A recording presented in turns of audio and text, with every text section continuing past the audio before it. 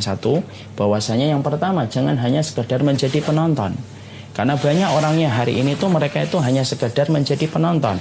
Mereka menjadi penonton, melihat kesuksesan orang, melihat bagaimana keberhasilan orang.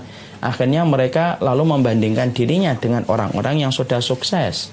Dan ini dikatakan Syekh Muhammad Uraifi, sesuatu yang tidak bisa kita nikmati pada kehidupan ini kalau kita sering membandingkan diri kita sama orang lain, terutama dengan kesuksesan yang telah dicapai oleh mereka.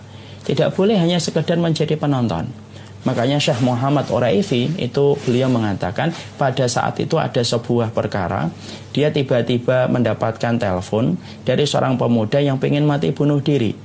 Pemuda itu berkata dan berteriak di ujung telepon, "Syekh, gimana hukumnya mati bunuh diri?" Syekhnya tahu ini orang sudah dalam kondisi depresi. Syekhnya menjawab, "Boleh, silahkan kamu mati bunuh diri. Kamu tinggalnya di mana? Saya datangi, saya akan bantu kamu untuk mati bunuh diri." Pemuda tersebut kaget mendapatkan jawaban yang tidak pernah diduga dari seorang syekh. Lalu pemuda itu melembut dan berkata, "Syekh, saya stres, saya frustasi." Lalu dia menyebutkan alasan-alasan kenapa dia ingin mati bunuh diri. Lalu Syekh Muhammad Uraifi berkata, "Tahukah kita alasan yang dia sampaikan semuanya dari A sampai Z adalah bagaimana dia mengutuk dirinya, mencela dirinya karena tidak bisa mendapatkan keberhasilan sebagaimana teman-temannya mendapatkan keberhasilan." Syekh itu kemudian berkata di dalam buku beliau bahwasanya setiap orang kalau mereka terbiasa menjadi penonton, maka sesungguhnya dia tidak akan pernah mampu untuk menikmati kehidupan kalau hanya menjadi penonton. Dia tidak mau untuk mengenali dirinya sendiri, dia tidak mau untuk menggali potensi yang dia miliki, dan akhirnya menjadi sesuatu yang sifatnya recehan, sesuatu yang sifatnya pinggiran, karena tidak memiliki sebuah keinginan. Tidak ingin hafal Quran, tidak ingin hafal surat Al-Baqarah, tidak ingin hafal surat Al-Kahfi.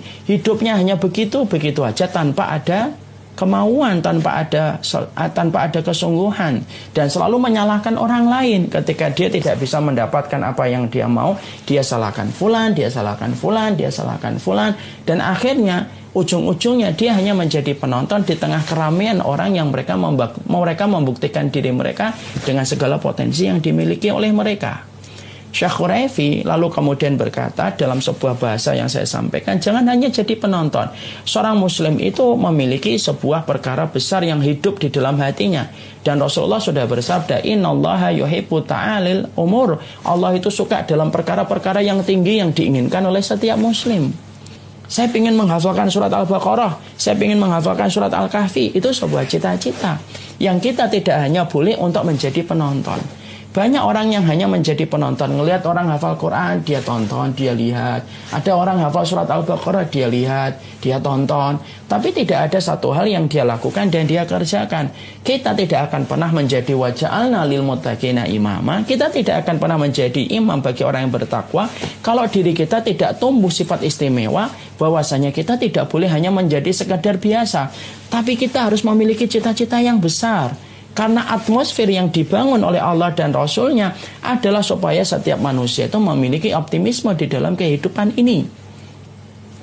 Kenapa pelaku dosa besar, sebesar apapun dosanya itu diampuni oleh Allah? Allah ingin mengajarkan optimisme. Jadi Syekh Uraifi itu berkata, kalau jadi ayah yang kira-kira nanti dibanggakan anak. Kalau jadi anak ya kira-kira jadi anak yang nanti orang tuanya itu bangga ketika melaporkan bagaimana mereka memiliki anak di hadapan Allah. Kalau jadi istri, jadilah istri yang dibanggakan oleh suami ataupun dibanggakan oleh anak-anaknya ketika dia menjadi ibu. Dan itu dimulai dengan pola pikir yang harus dibangun.